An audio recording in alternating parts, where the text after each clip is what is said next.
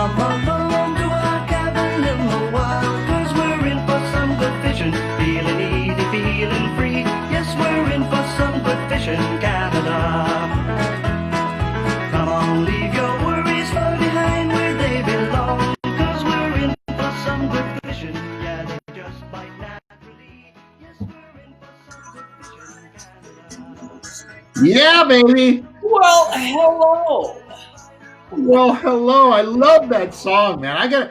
Okay. You know, I'm technically challenged, so I'm gonna rely on your expertise. You got to get me that song so I can put it, like, start using it as a ringtone or something. I gotta. Get you that song? Yeah. Can you do that? Maybe. How you doing, everybody? Welcome to Fridays. Becoming normal now to meet everybody here on Friday afternoon. COVID Fridays, pandemic Friday. COVID Friday. Love it. Hopefully everybody is well and has been keeping safe all week long. I know a lot of us are just chomping at the bit, man. I want to get out on the road so bad, and it's so tempting now, especially with Northern Ontario being virtually open for business, with a few exceptions. All the lodges and resorts and fishing people and whatnot have been given the green light to go ahead. The problem is, for us, the travel. Out of this area that's still under lockdown and going into an area that's not. There's a certain sense of responsibility, I guess, is the way we look at it. It would be. I think it would be perfectly okay, legality wise, for us to jump in the Ram and tow FNC one up to go up to Wawa or something. But you know what? I don't know whether it's the responsible thing for us to do. So we'll wait it out. We'll wait it out another week. But you know what's freaky is right now, as we speak, there's a Bassmaster tournament going on in the U.S. and Corey, Chris, and Gussie, the three Canadians, have crossed the border and are down there fishing that tournament. You know what I mean? So there's mixed. I don't know. It's not feelings. There's mixed happenings going on around there right now. You know what I mean? We could travel and all that stuff, but I mean, one more week. We can do this. One more week. But you know what? We got. Let's be honest. Opening Bass Zone 17, Southern Ontario starts this next Saturday, a week tomorrow, and then after that, the rest of the area opens up, so we can do some local stuff too, right? So there's nothing stopping us from doing that either. We got to do it responsibly. That's all. That's it. Hey, by the way, you didn't mention my shirt. Oh, you got the Merc going. I was going to wear that shirt. Yes. I was going to wear that shirt. It's a good thing I didn't, eh? Last minute. That would have been. Then would have been. You couldn't have matched with Mike. Because right now, it's matched with our producer, so he had to match with somebody. And that was purely coincidental. Okay, we did not speak. I just went into my T-shirt drawer this morning, and there was a ton of options, and this one just kind of jumped out at me. It's for the 2016 Fishing Canada boot camp that we had up at Chaudière Lodge on the French River for the folks at Cooper Tire, and it was a memorable event. I have a lot of fond memories about that. You blowing that foghorn in the morning was probably one that everybody remembers the most. Oh my God! All right, people are probably wondering who the hell we're bringing on today. Well, last week's guest. How about that Sherry Haig? Yeah, wow. Good, very good response. You know, it's fantastic, and I'm happy to tell you that immediately after the program, we talked, and she is going to be a regular on FishingCanada.com. Starting in a couple of weeks. So it'll be interesting to have her perspective on our knuckle dragging world, you know? Be our first female blogger, right? Is that correct? Yeah. Sure. So I'm looking forward to it. It's going to be cool. Good. Really good. All right. Do you want to introduce today's guest, or would you like me to? It's already been out on social hands. Everybody here knows. So you know. It's not you guys. There's no mystery. Did you not see the great picture that we used for Will? What do I know? Come on, buddy.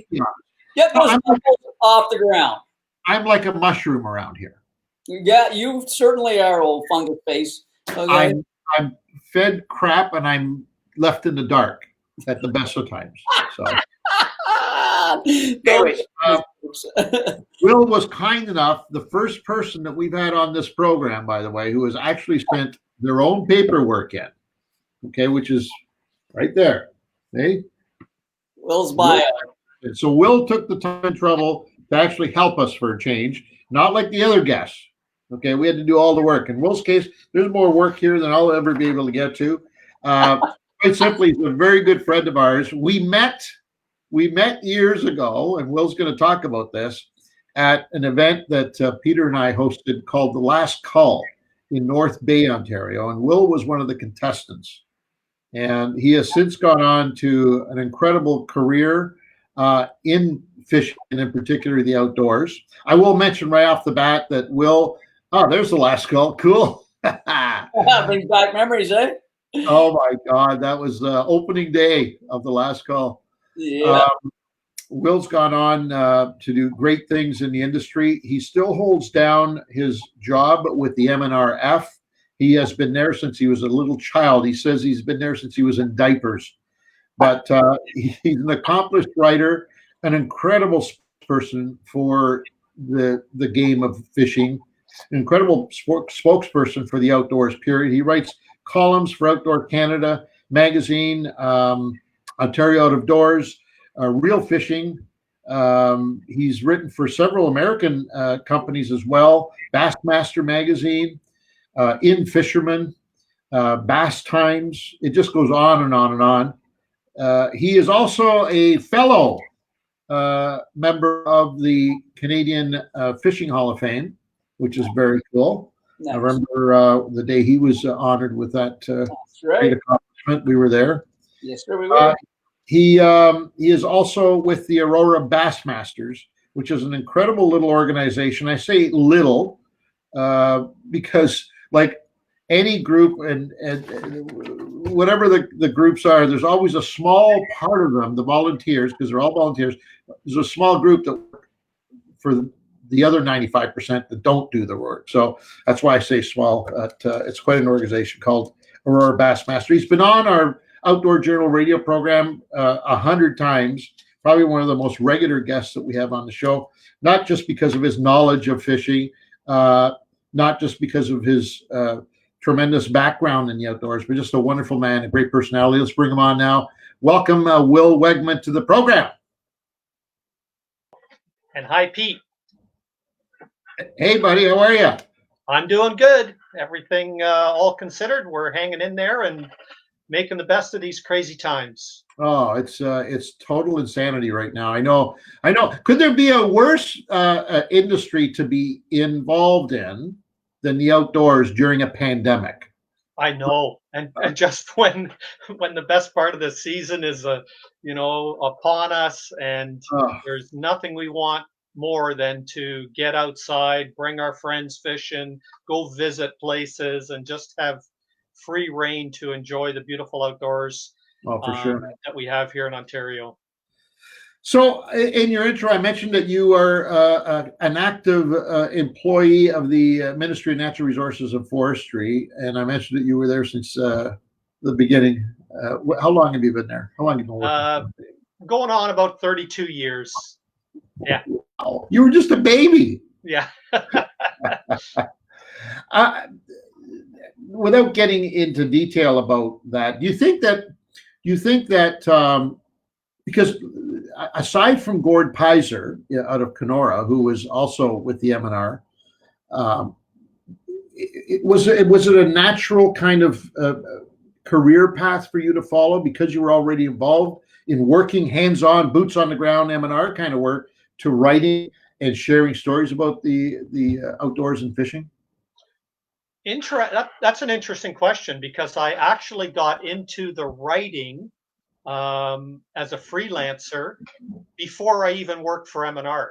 So I was, dabbling with some small local newspapers right out of college. And actually, right out of college, I worked for a year at a fishing resort up in. He's back. He's back. The problem already, I could tell. Will comes in and knocks me right out. That's it. There you go. Well done, Willie. Go ahead. So right after college, I worked for a year at a fishing resort up in Northern Ontario. And that's where I started thinking, man, I'd really like a job related to fishing somehow, and started writing. And it was a local newspaper here that wanted to have a regular weekly outdoors column. So I began writing about mostly fishing, but also some hunting and snowshoeing and winter camping and all those crazy things. And then got the opportunity with M&R a couple years later. And Oh, did we lose Will? Hello? Uh-oh. There. There we go. We'll be back again. There you are. We got you. Oh. The boys are playing musical chairs I on us. was just thinking the same thing. And I think that's screwing us up.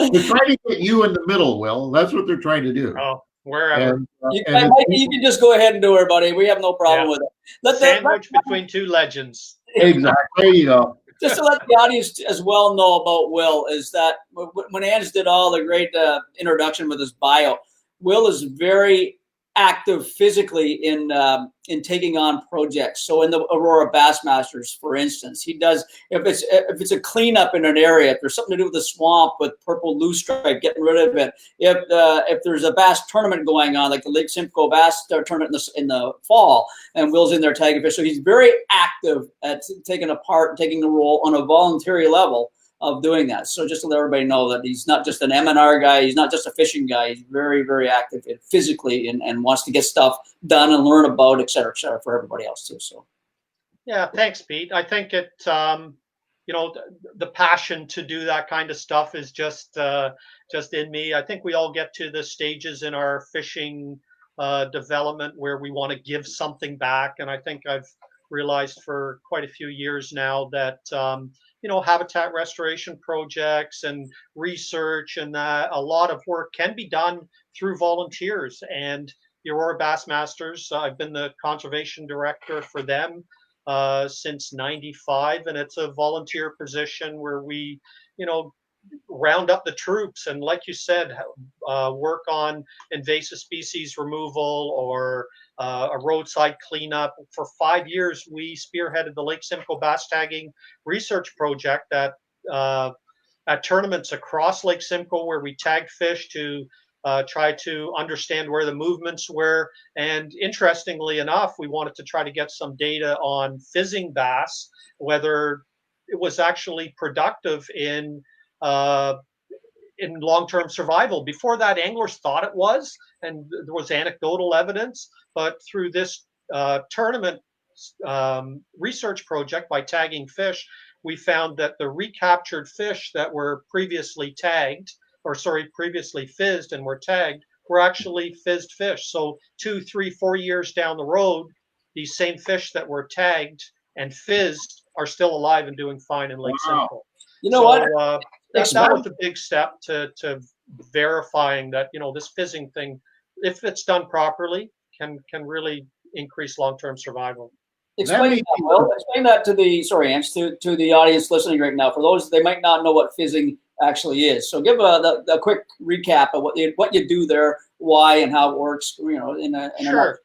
So it's primarily something that's only required for fish that can't control their air bladders when they're coming up from deep water. So it affects walleye and largemouth and smallmouth bass, yellow perch. But for bass fishing tournaments, it really only comes into play when the bass are, in that, we like to say that 30-foot range, suffering from barotrauma as they come up. And the key is when they're retained in a live well.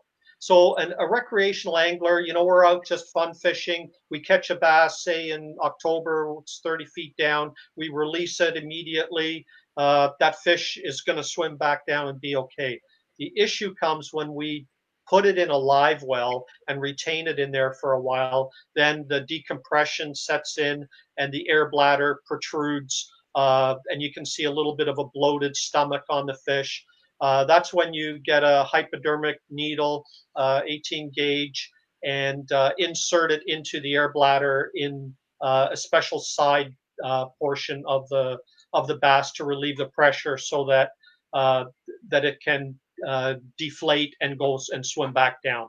So it's a procedure that is best done in the boat, we're finding, by the tournament anglers if they're retaining fish. But if not, there's always the checks and balances at the tournament weigh-in site as well, where we would set up stations at these late fall tournaments primarily on Lake Simcoe to treat the fish if they needed it.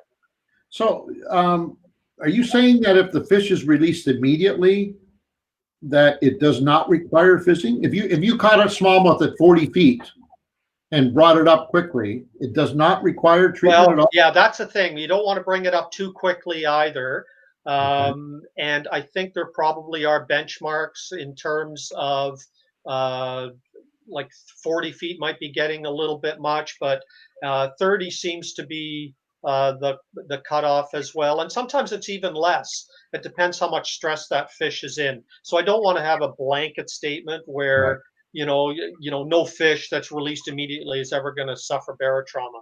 There will be some, but it seems the majority, if they're released immediately, are still able to swim back down.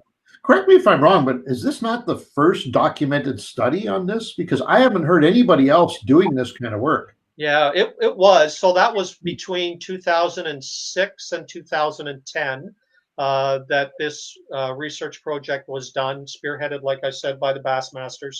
And it really was some of the first. There's been some additional work done. Dr. Bruce Tufts' lab from Queen's University, he's the real guru when it comes to barotrauma and knowing exactly the effects of it. And he's done a lot of great work on it. He was actually the mentor for this whole program. I'll never forget, we would have some control fish at the Bass Pro Shop's big, huge aquarium where the fizzed bass would be retained afterwards in the tank there, or the public aquarium, to see how they do after being fizzed. And for the most part, they were fine. But I'll never forget, I got a call. You guys might remember George Wallace, who was manager of the store there. Called me up and he says, "Will, I got a bass here that looks like it's going to die. And our records show that it's one of the fizz bass. What do you want me to do with it when it's done?" So I said, "Okay, give me a few minutes. I'm going to try to think of something." So I called up Bruce and we were chatting about it. And he says, "Tell you what, if it does die, put it on dry ice and ship it out to me in Queen's University at the lab, and I'll dissect it and try to figure out cause of death." Well, sure enough, that bass died. And Bruce put it on dry ice and shipped it off to Queen's. And Bruce, the mad little scientist in his lab there, he took apart the anatomy or got at the anatomy of the fish and found the stomach and the air bladder, got to the air bladder, and he pumped it up like a mad little scientist that he was to see if it would retain air. So he did, and it still retained air. Then he put it under a microscope to see if he could even find any signs that the needle had caused, right? So we always used to believe that, sure, you can puncture that air bladder, but does it heal itself? So he looked all over and couldn't find any evidence of holes in that air bladder. So, that fish died of natural causes. It was a big, 5.5, 6 pound smallmouth that probably died of old age. It's where I discovered it, Ange, you'll remember, wasn't on bass. It used to be on the Bay of Quinte walleye, and it's exactly what Will said. We used to get these giant fish, and they'd come up, and we didn't really realize that they were hanging down deep or catching them over deep water. Didn't really realize it, and then you'd say, "Let's put him in the live well and get a picture later." And all of a sudden, you look in that live well, oh my God, he's upside down. His fins are working, he's breathing, everything is going great, but he's swimming upside down. He's alive. Well, that fish, you take a picture, you're going to release it, he never goes back. That fish is now done. He's table fare, unfortunately. So when we did that, the first 8 or 9 pounder, we had to eat it. We thought, okay, there's something going wrong here. So the key to this is for people that have caught deep water fish, or you're fishing deep water fish, like Will says, that 30-foot range, whatever, you take the picture immediately. You do not, if you're going to take a picture, you take it immediately. You do not put them in to get a camera ready, or if you have your buddy ready, you take that picture. And then so many times now we've found those big walleye, if you do it that quick, she'll power right down, and at least it has a chance. And like Bill says, it might not live, but at least it has a chance for to get down to that other level. When it's turned up, belly up in your live well, that fish will not get down to its proper level. It cannot. It's dead. So, which is something we need to really focus on and pay. I know we're getting way off topic here, but you guys are saying stuff, and I'm processing it, and I'm thinking, All right. So if these fish, we think these fish are surviving if we release them right away after they're caught. They have enough power to power, like you just said, power down and get back to where they're comfortable. And I'm assuming that in time, they get rid of that trapped air. But when we put them in a live well, they weaken. That's what this is telling me, is that you put them in a live well and they weaken for whatever reason. I'm sure there's a whole array of different problems with boxing a fish, but they definitely weaken. And then when you do go to release them, they don't have the strength anymore to be able to push them. Yeah, I think there's a combination. There's a combination of weaken, but it's also like trying to swim down with a life jacket on. You know what I mean? Yeah. Now that air bladder. Good analogy, Pete. I know, but you're saying they can do that immediately upon release. If you release them right away, they have enough strength to power down. That bears my question: is that does it after the fish is up? Does it still build more air bladder, or does it happen on the way up in that short time, or does it happen in the live well? Does it still get a little bit more expanding, That's a biological. I think that's what happens. It'd be a great question for Dr. Tufts as well. Yeah. You could have a whole topic on. Well, it's funny because Bruce is going to be joining us. I think it's in 2 weeks. He's going to be on the show, so we'll have to make. We'll have to ask him because it is One last word though about even retaining bass or fish in live wells. Maybe we're at the stage now, and I think we're seeing more of it, unfortunately, where because of social media, where anglers are retaining fish even during the summer, shallow water, and they're saying, we'll get the photo later. Let's keep fishing, and they'll throw it in the live well. Maybe we've got to rethink that train of thought a little bit as anglers and think, unless we're fishing a tournament where it's mandated, we keep the fish in a live well, just for photo ops and for our own personal gratification, is it really fair to keep that bass or keep a few big bass in a well when we're moving around, bringing it to a different location, and releasing it at our convenience? The best thing for the fish, and I'm a tournament angler, you guys are too, nothing wrong with keeping bass in tournaments, in a live well. But maybe if we're just recreational fishing, get that picture right away, like you said, Angelo, and then put it in the water right back where that fish came from. That's the best scenario for the fish, I believe. And whenever you see guys holding two fish at once, they were in a live well, right? Yeah. So I'm not even a fan of that anymore. Get the fish in the water as quickly as possible. We're evolving. We're all evolving. We are. And there's nothing wrong with looking at things that were perfectly okay last year and saying maybe they're not, and that's the beauty of this. We can change those rules. Yeah. We have it within us to change those rules ourselves. We don't have to wait for somebody to do that. So I'm glad you brought that up. There was something on the screen here a minute ago. Greg Fear was saying about far too many. He sees way too many fishing shows. So that's now coming into my world, doing put it in a live well and get a picture of it at the end of the day. Well, I got to be honest with you, Greg, I'm not doubting. Obviously, you've seen that. I'm not familiar with that at all. I've never seen anybody do that. But TV, and I don't want to put us in a special category. Don't get me wrong, because that's not what this is about. But TV fishing is completely different than anything that we experience as anglers. It's a totally different world. And I'm not justifying some of the things that are done, although I can tell you right now, we've never done that. I think we'd have to see the circumstances. I think you'd have to know what's going on in order to just make a unilateral comment that it's not right. Yes.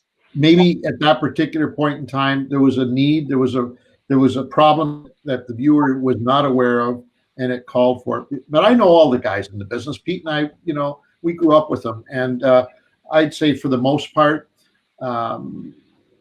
they're better fish managers than most of us are. Yeah. So I can't say that I would agree with the comment, Greg. Although I'm glad you brought it up and we put it up there and we threw it out there, because sometimes people think the TV guys get extra, extra sauce on their burgers, and we get extra. I think they're under greater scrutiny than any of them. Exactly. Exactly. Hey, I'm going to go to one more quick question on this, and then we can move on if we want. This is good. I like the subject matter myself, even. But Let's say you catch a big smallmouth, Will, or a largemouth. Let's say we'll use bass as an example. And as in a smallmouth, it fights like crazy. That fish is, as usual, they fight like 5 jumps, pull, you get some light line, some 8-pound, 6-pound line, whatever like that. Is it beneficial to put that fish into an oxygenated live well to recoup for 10 minutes or 15 minutes versus dropping her right back into the water? Yeah. Be careful with the answer on this one. Yeah. It's a good one. It's know. a great question. And I've actually have seen people do that. I don't know. I think the fish is most comfortable back in the environment that it came from. There might be exceptions, for instance, if it's like super shallow hot water or stagnant water. I don't know to do that, but I think generally speaking, it's probably best just to put them back. Okay. I got to ask you this. Now that you guys dragged me into this crap, and I'm gonna now I'm in. I'm up to my knees. Not crap, my friend. This is I'm up to my knees. Will, crap. you no doubt you heard about the disaster that was the eventual end to the B1 series. Yeah. That happened last year, right? Yep. Or is it? Yep. Yeah. And I certainly looked into it. Pete and I spent quite a bit of time trying to do our own sort of behind the scenes investigation to see what might have been the cause, because it was very extraordinary. It was extraordinary, and there's so many unanswered questions to this very day that one would almost think that there was more to it than what just Mother Nature dealt on that day. Mm-hmm. What's your opinion? If you're entitled to have an opinion here in an open forum, what's your opinion of what happened there? So I wasn't there, so I've got to come clean. I haven't fished that section either of the St. Lawrence, St. Francis, and it to me sounded like a whole bunch of factors came into play. There wasn't just one thing that you could point at and say it was because you did this or the anglers didn't do that. It was just a whole bunch of crazy environmental and man-made things that all came together to cause a pretty awful event there with a fairly significant die-off as a result. Okay, so here's my point I'm trying to make. All three of us right now have handled hundreds, if not thousands, of bass, both during competition and in our private lives. Mm-hmm. All three of us have had hundreds, if not thousands, of bass in live wells. Do you think it's plausible? And I'm not trying to put you on the spot, but you know what? We're talking about it, so let's throw it out there. We've all been in situations where we've had water in the live well that was warmer than the water in the environment around us. Yeah. And we're particularly always trying to maintain some kind of temperature control to the point where we used to think in the back, putting ice and bags of ice in our water was a good thing until we found out that the chlorine from the water that made the ice was not necessarily a good thing for the bass once it melted. But we still tried to regulate that temperature. In most times we failed miserably. We just couldn't keep the water at an adequate temperature. Do you think in any way, shape, or form that this was a water temperature issue where you had that many fish? I mean, I think we're talking, 200-300 fish were involved in this, that you had that many fish instantly from not one boat, not 10 boats, from all the boats automatically die as soon as they were transferred from one environment to another. And I'm talking from the live well into a holding tank into a release tank. Is it possible that temperatures can be that big of a factor in mortality rates of fish? Yeah, it's a good question. And there's hindsight, it's hard to say for sure, but it definitely is plausible, particularly with smallmouth bass. And I think when you'll have Bruce on, he'll talk about the incredible differences in largemouth and smallmouth bass. Keeping a live well full of smallmouth, of 3, 4, 5 pound smallmouth, compared to largemouth, is entirely different. And smallmouth require more oxygen, cooler water temps. They're very susceptible to rough waters, making those long trips and having them bounce up and down like that. So it's a whole different ballgame, keeping smallmouth alive and keeping largemouth alive. And if there was like a 15, maybe 18, 20 degree difference in water temperatures, we know fish are very susceptible to die-offs, and that added stress of rapidly changing water temperatures can be the ticket to bring on a mortality event. And we see this in nature too. This is the time of year when we see fish die-offs in the wild, and a lot of them are attributable to sudden fluctuations in water temperature. And this year, for example, we had a pretty cold spring. Water temps stayed really cold up until about 2-3 weeks ago. Like, we had snow, what was it, mid-May? And then 2 weeks later, the end of June, the temperature spiked to like 28 degrees and the air temp, and everything was rapidly increasing in temperature. Well, fish that are in good health can live through those fluctuations pretty easily. But you add spawning on top of that, which is a high stressor. You add a fish that might be suffering from some kind of disease or ailment that isn't showing any outward signs, but then suddenly that drastic fluctuation in water temp comes, and that's it. That does them in. So, yeah. And they can't move. And they can't move, right? Yeah. They can't move. The difference between those fish that you just described to us in the wild is that they'll just move. They'll find that temperature range that they need. When we put them in a live well, they can't do that. So maybe that's even more true. Yeah. Right. So yeah. Anyway. Speaking of water temperature, I went perch fishing on the Bay of Quinte on last Saturday or Sunday, whatever day it was. The long reach by Deserano was 65-ish degrees surface temperature. When I went down, Angelo, down towards Lake Ontario, towards Picton, not even out into the other reach, it was 50 degrees, the water temperature. So and then when I got back, it was closer to 70 in the other end. So from 70 to 50 in the same body of water in a 10-minute run. Ooh, that was freaky. I don't know what fish are swimming, if they're migrating into the bay or out. Do they notice that temp because it's surface? I don't know the below, but there has to be a difference down below too, I would think, right? Yeah, sure. And will these fish survive? Will they go into that cold water? Will they stay out of it? Just blew my mind. That much difference, 15 to 20 degrees. What temperature were the fish at that you caught? All the perch I got were in that cold water. Cold water. Yeah. That's interesting. Yeah. Yeah. And they were very, very active. I mean, it was easy pickings. So now I didn't try catching perch in the warmer stuff, but the walleye weren't biting very well in the warmer stuff. So I don't know. Were they all spawned out, Pete, or were some of them still retaining eggs? They were all spawned out. Yeah. All done. Yep.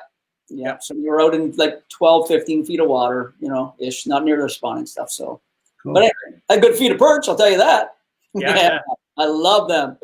Before we get away from this topic, if there's anybody that has any questions relating to what we just discussed, by all means, Mike, maybe you can put them up on the screen and we can deal with them before we move on, because we got a ton of things to get to, guys and girls. But if you do have anything, we'll deal with it right now, and Will can give you the answer. If not, we'll move on. Because I gotta get us into, even if it's just temporary, I gotta get us into that last call, because it was a great time, man. It was a great time. Peter Savoia was saying, no, I don't think it was the live well. It's more possible the holding tank. So Peter Savoia, who fishes that water quite a bit, and Will knows Peter very well. So does Ange. He's thinking it wasn't the live wells, it was more of the tanks. I mean, the live wells are pumping in the lake water, but I'm assuming the tanks are pumping in the lake water as well. Well, they were. Yeah, They it's were from a different area.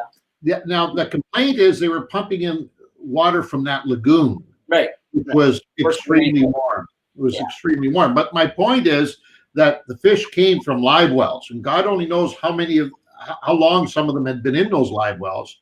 Right. So we're going to make an assumption that live well water, especially the fact that they were sitting in the lagoon pre-weigh-in time, right? You can't get fresh water when you're in there. Right. I'm going to assume that the live well water and the lagoon water that they were using as a transfer tank had to be fairly close in temperature. They're not going to be like, 20 degrees difference. I make the assumption it's close. And that's the part I can't get my head around. Is I could understand it if you go from an extremely warm environment to an extremely cold environment. I can understand that. But in this case, that was not happening.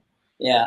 It What was Ange, not to explain very quickly to what Ange is saying, but when you come off of Lake St. Francis, this is the big open body of water. You go into this bay. You got to come off plane. You got to check into the check-in boat. Then you have a very long, slow puttering rate to get to the weigh-in area. Well, of course, you're going to top your live wells off. You're going to start bringing fresh water in. You're going to give your fish oxygen, etc. And in so doing that, you're bringing in the same water that Ben was putting into those tanks, right? And these fish, the guys sitting at a live well waiting area, for 10, 20 minutes sometimes. So by then, you have got that same water into your live well. So if the change might have been, if it's the change from lake to that water, it could be in the live wells, could be in the tanks, who knows? Well, if it's that. And we've all been in far worse scenarios. We've all been, I remember the old Kingston Open years ago when it was the Loyalist Club that was running it. It was horrendous. We'd be in line waiting to weigh in for an hour and a half in a lagoon. And the water temperatures in that lagoon were in their 70s. Yeah. And I don't ever remember a kill-off like this. No. And we were less sophisticated. We had less technology on our boats. Oh, my We had God. less of everything. And, if you'd hear 2 or 3 fish dying, it was like, oh, my God. Yeah. To have this many die that quickly. Personally, that's why I asked you, Will. Personally, my own opinion, just based on experience, it was not a temperature issue. Yeah. This was not caused by temperature alone. There was, mitigating circumstances that we don't know that was involved here. Anyways. I think the key is what you said there for those online that aren't tournament anglers. When you said, it's usually if we hear 2 or 3 mortalities, it's like, oh my gosh. And you're right. That's for the vast majority of tournaments throughout Ontario. They are so well run. Yeah. And so many precautions are taken place to ensure long-term survival that you're lucky to have those 2 or 3 mortalities. For the most part, anglers and tournament organizers are bending over backwards to keep their bass alive. And that's a great pat on the back to tournament anglers and the folks who run them. And I want to just say this before we get out of this and deal with some of the questions like Tim's.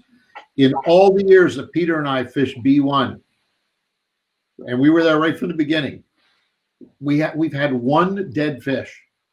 So to the credit of the B1 group and crew and Ben Wu, there's never been anything like this before. Absolutely. And that's why I say there's so much more to this than we know, and it's a tragedy, but there's more to it. Somebody's going to find it one day, and we're going to say, yes, that's it. So, anyways, Tim wants to. He's saying, what is the definition of bringing them up too fast out of the depth? Will? Yeah, just reeling them in as fast as you can, I guess.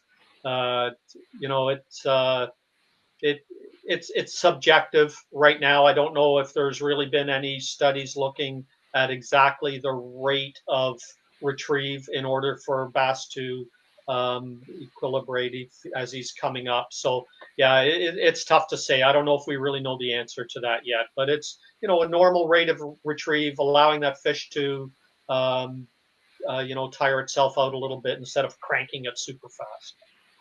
I think if you talk to a diver, they could probably tell you what that rate is. Right, yeah, and I'm not. So it's no different, right? It's no different than humans. So and it would probably blow your mind how slow. Remember, Angelo, when we were diving, we had to sit there and take these incremental stops. And you're like a minute or two, whatever. I mean, you're not going to sit there and wait that smallmouth for a minute. Okay, 60 seconds up. Let's start reeling him again. Okay, there he is. Okay, that's funny. Okay, you ain't going to do that. Nobody's going to. And then if you're fishing deeper in the summer, how are you going to hold a smallmouth down if he's down that deep? He's going to want to come up anyways. This is Exactly.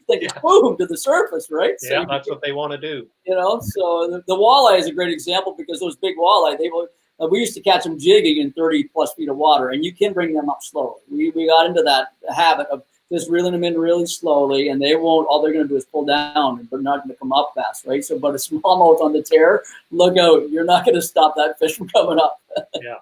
and that's why we love them, gentlemen. Oh, Right? yeah. Oh, yeah. What are your thoughts on MLF style tournaments? I'm glad somebody's asking that. I'll let you guys go first. I'll take the final on it. Go ahead. Okay. Well, I think there's definitely a time and place for them, and I think we're seeing that the last couple of years. In fact, our own Aurora Bassmasters, we've adopted the same style of tournament. We have a guy within our club who writes code. He developed an app. We all have that app on our cell phones here, and we fish the tournament, and we all have identical scales. We have boater, non-boater format, so we keep each other honest, and we weigh each other's fish. We verify the weight, and we enter it into our phones, and then we immediately live release the fish. And what's really cool is at the same time, we can see how our fellow competitors are doing, their total tally of fish for the day. The cool thing is that we can set it up whether we want a traditional 5 heaviest bass limit or no limit, because we're never retaining any fish in a live well, and do it derby style like MLF does with most, not all of their events. They've changed some of the formats, but I think it's pretty cool, particularly perhaps for areas where smallmouth predominate, and you've got issues maybe trying to keep smallmouth alive, or smallmouth are coming from deep water. To have this kind of events where you're not retaining any bass in a live well might be, a good best management practice, where there's no need to have a weigh-in like for club events and maybe some other events.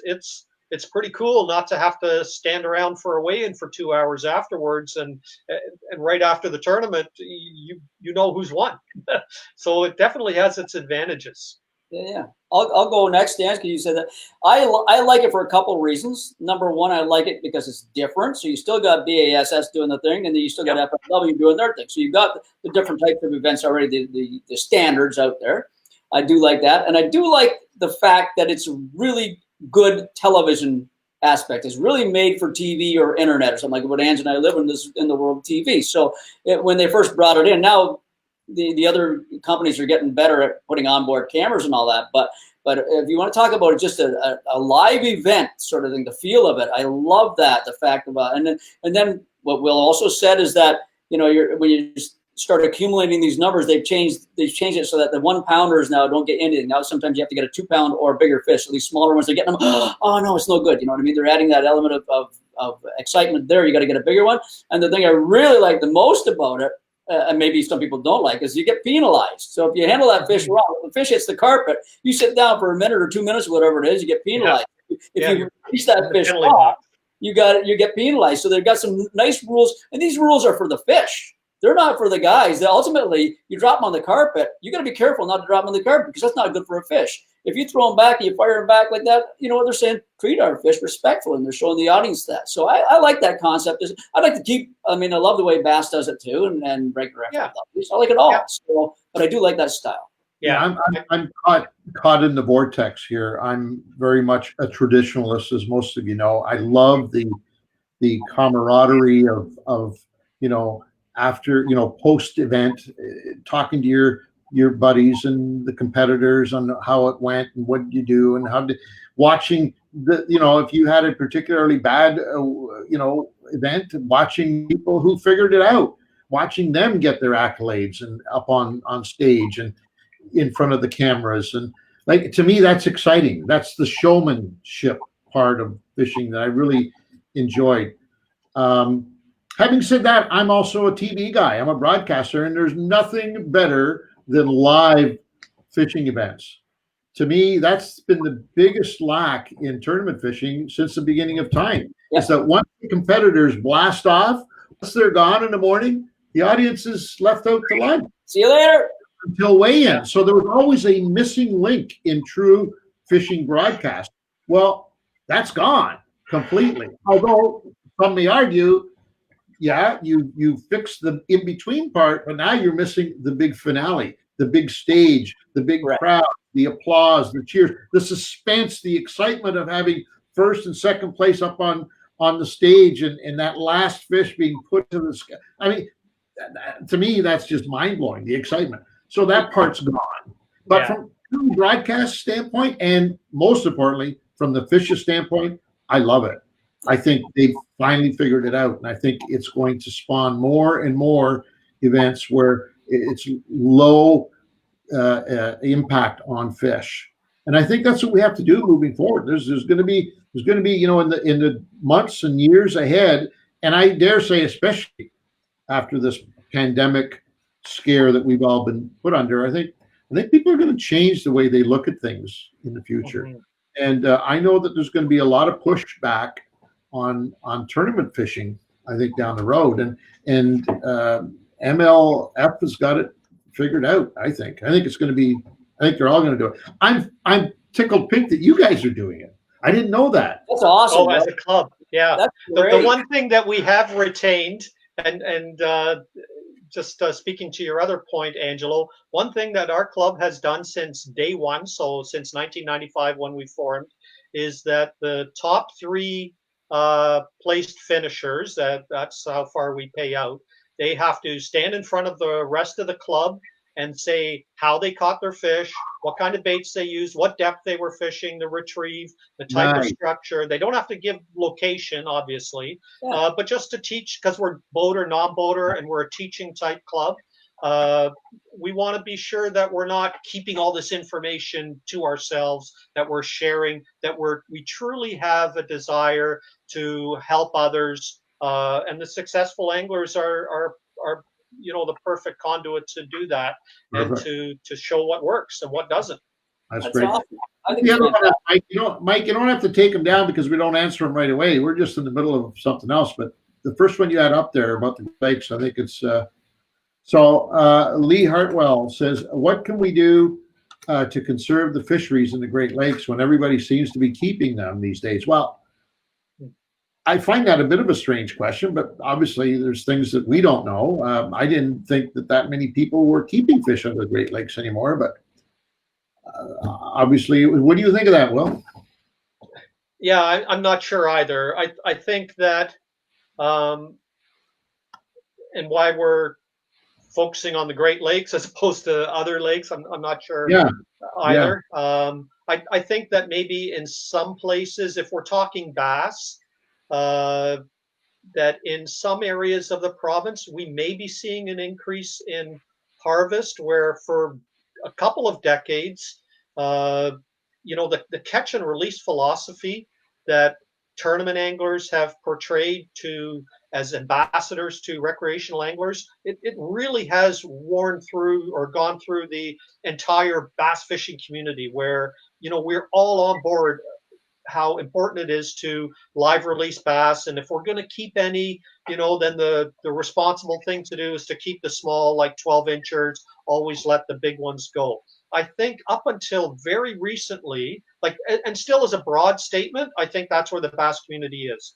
In some locations, I believe we're seeing some reverting back to old school, where we are seeing some individuals keep six bass on a stringer. It's not rampant, but I think in some locations we're seeing a little bit more of that. I don't know if it has anything to do with the fact that these same anglers just haven't been taught. Maybe they're new Canadians. Maybe they're walleye fishermen that can't find the walleye that they used to find years ago. You know, many of our walleye fisheries across, particularly southern Ontario, with some exceptions like Rice Lake and whatnot, they're hurting, and guys can't find their walleye, and they still want to take fish home to eat. So what's the next best thing? Maybe it is bass, and they want to take some fish home. So it could also be that the bass fishing community, hardcore conservationists like us that, think that everyone's on board for catching and releasing bass, that they just haven't heard it. Maybe we got to start putting out that catch and release message again. We used to, as a bass club, we used to have signs about the importance of catch and release, but we haven't done that for a few years. So maybe we can't assume that everyone is still on board. You know what? Lee might also be talking about Chinook salmon, for instance, right? These guys, there are boats, a lot of boats out there that are still keeping their 5 limit, whatever the limit is of Chinook out there. They're keeping them all. So, and you got to remember the history, Lee, of this salmon fishery in Lake Ontario is pretty much, it was a put and take fishery, right? Yeah. Meaning that they stocked these fish. They know they're only live 4 or 5 years anyways, and they put them there for the reason of you catching them and you keeping them. A lot of they kept that rolling, that whole wheel turning. So that's still of the mind frame, because there's still a lot of charter boat captains out there who have to keep those 5 fish because the people are paying to get out there. I'm paying my good money. I want to take these fish home. You know what I mean? And that's happening still to this day a lot. It's not a bad thing, but unfortunately, there's not as many fish going back. And now rainbow trout out in the lakes, the brown trout, I'm not sure if everybody's keeping all those as well. But if they are, maybe it's something as simple as the MNR maybe knocking down a limit or two, a fish or two off a limit. They've done that with walleye everywhere else. So you might be able to do that too, as a suggestion. Maybe. I was going to say, sometimes we get spoiled around here and we take things for granted. You should try some of the Western Canada management tools that have got in place, especially Alberta, in terms of catch and retention. Right. And I was going to ask you, Will, do you ever foresee, and I know I'm dragging you now back into the job thing, but, as somebody who is close to the MNR, do you ever see anybody at the MNR having the balls to do what's right and look at some of our limits, our daily possession limits, and say, hey, that's way too many. That's just ridiculous. And have the balls to say, no, we'll allow you to keep one fish, take one fish home and consume it. If you want another fish tomorrow, come out and catch yourself another fish. Those possession limits, in my opinion, should be based on what you can consume at the time. For example, in Algonquin Park, and I know because I got caught on this 50 years ago. I got caught with too many fish. A group of us were in there fishing, and they had, and I can't remember the numbers, but they had a limit for splake, right? Yeah. And it was a possession limit. And we had a group, 10 people, 12 people, whatever. And one guy was in charge of always having the correct number, because at any time a CO could come breaking through the bush and do a fish count. So we had that always in mind. Well, anyways, he screwed up. He had far too many drinks, whatever the case was, the number was off. So we got charged. But it prompted me to start looking at that whole thing. And possession limits are not based on what I'm going to what I consumed this morning. See, they caught us on carcasses because we had fish for breakfast, but the carcasses were still in our possession. Right. So there were 5 fish that put us over the limit because we had consumed the parts of them in the morning. And so that's when I started thinking about it. Yeah. Technicality, isn't it? It's a technicality, but it's absolutely correct, right? So I'm thinking, isn't it time maybe, and I don't want people sending me all kinds of nasty messages. I've had enough of that stuff for a while. Maybe it's time that we became a little more responsible. And if the MNR doesn't do it, maybe we should sort of do it ourselves. Why not just bring home what you're going to consume from that trip? Yeah. It makes sense to me, Ange. And I think, with few exceptions, the daily catch limit is the same as your possession. Notwithstanding your comment about eating fish that same day or trip as well, they count. But and to get back to your original question about reducing limits, I think, yeah, that is the future.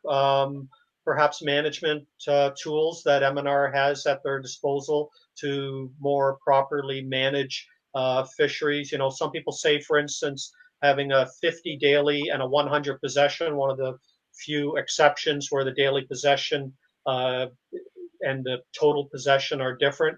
You know, having a 50 daily and a 100 possession for yellow perch on Lake Simcoe is in 2020 a little excessive.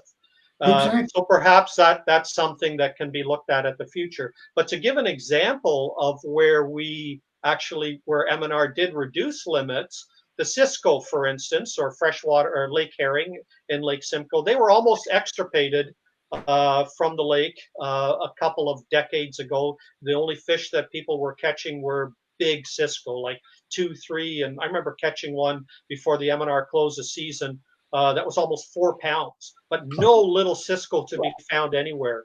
And this was a species that anglers would literally catch by the bushel basket full and take home because they were classified as bait fish, and there was like 140 limit, which is unbelievable.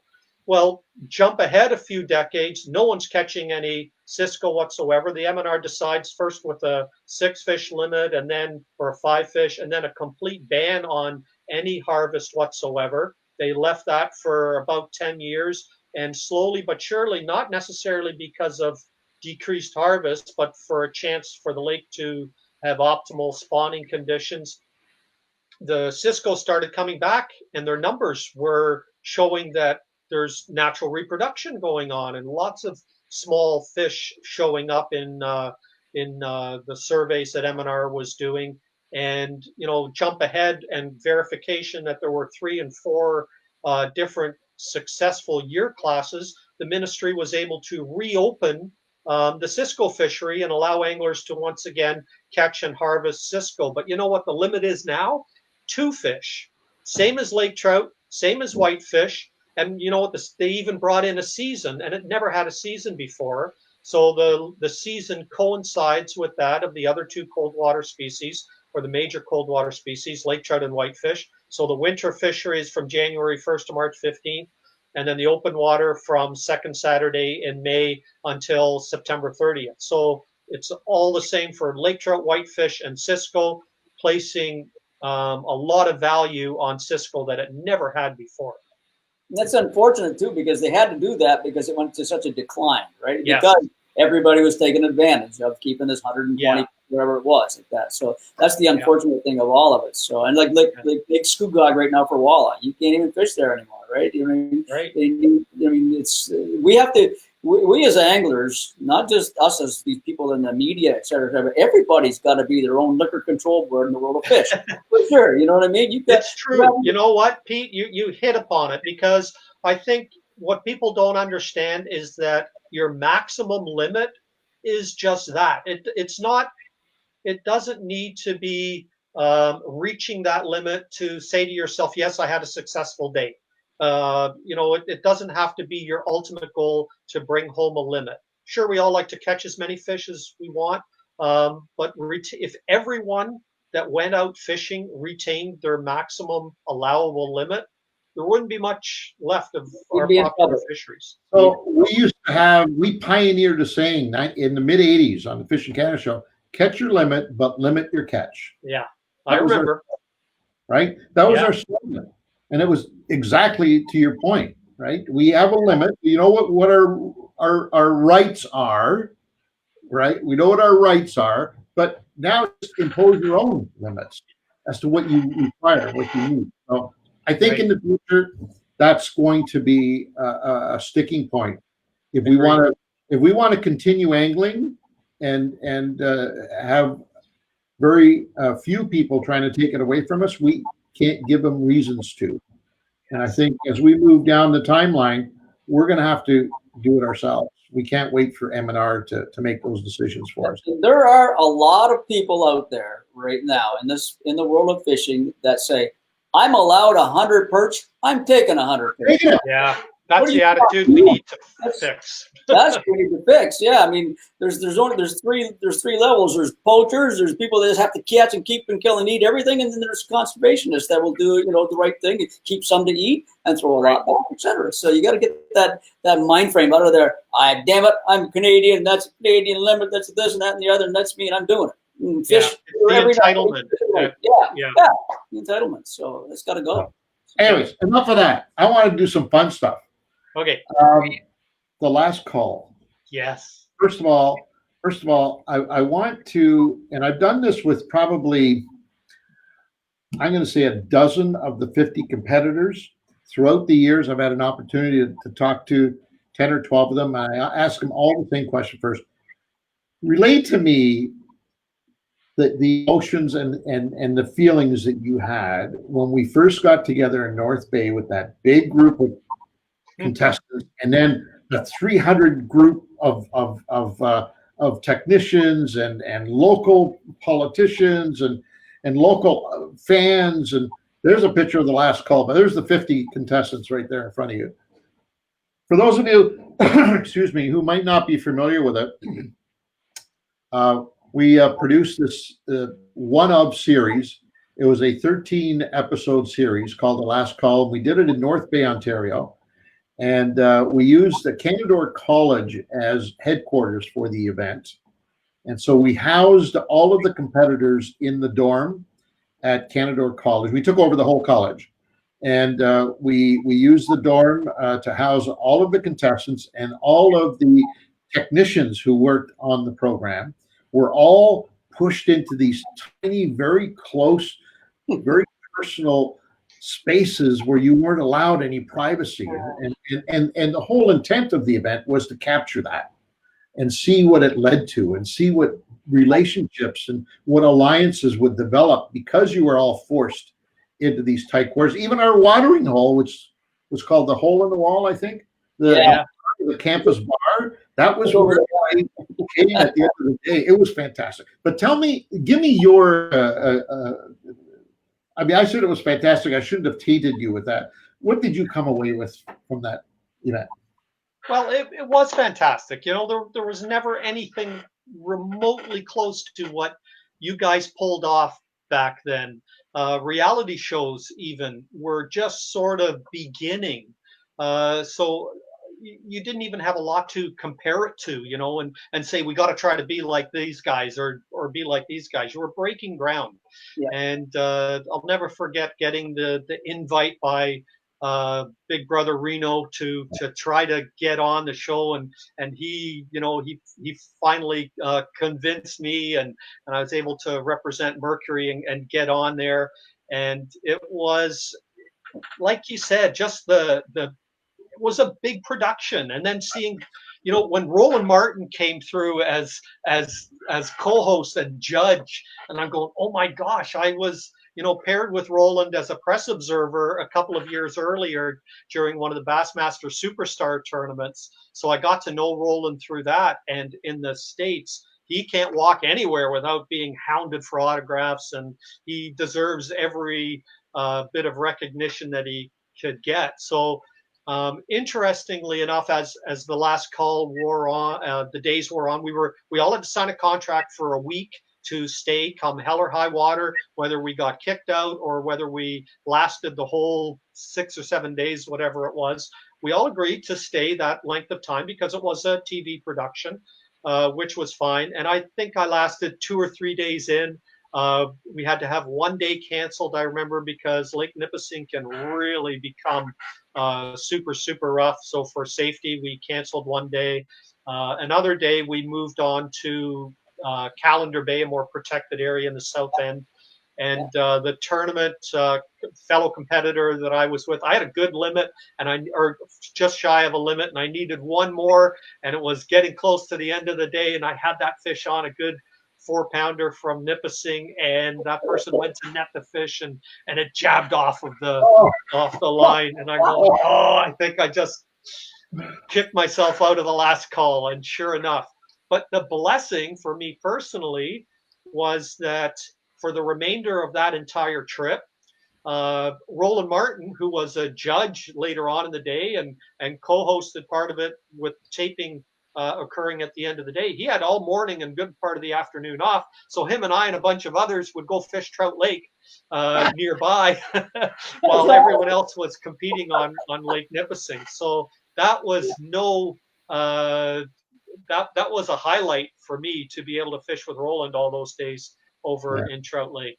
It was and then seeing the production afterwards, and like you said, Angelo, all these guys that really made a name for themselves, beginning with that show and moved on to bigger and better things.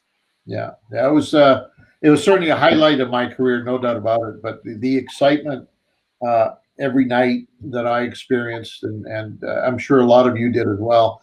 Just being together with everybody at the wall. It was fun. A lot of fun for sure. It was, and it was by far the biggest production that Ange and I have ever been involved in the world of fishing television. I mean, that was, like Will said, it was a production. How many cameramen do we have, Ange? It was ridiculous. We had 14 main camera operators. We actually had 18 cameras that were used in the production. Yeah, these were all big beta cams at the time too. Yeah, right? they were beta cams. They weren't little GoPros, stuff like that. This was all major league stuff.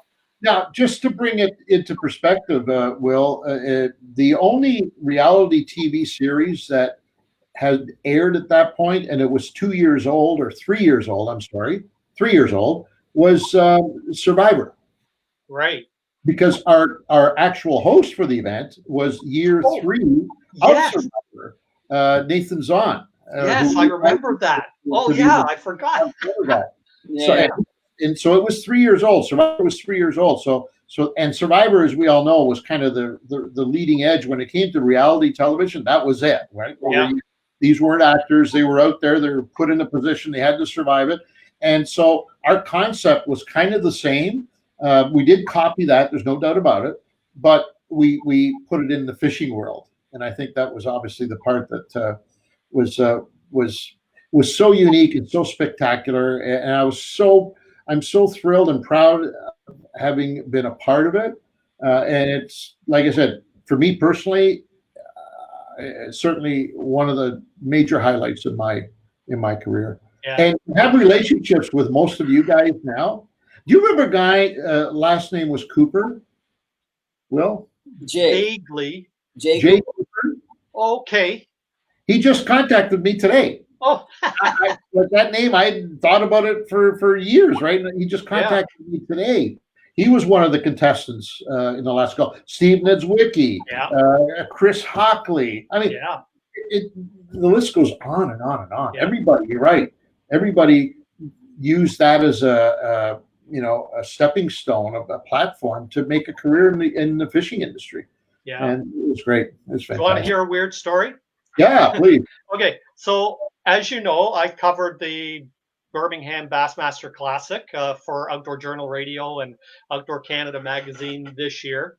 And I was on my way to Birmingham in the plane, and then we landed in Charlotte, North Carolina, and I'm busy texting someone, and somehow, some way, I can't even remember who it was, we got on the topic of fishing shows, and I started talking about the last call and how Roland Martin was one of the co-hosts or one of the judges and hosts.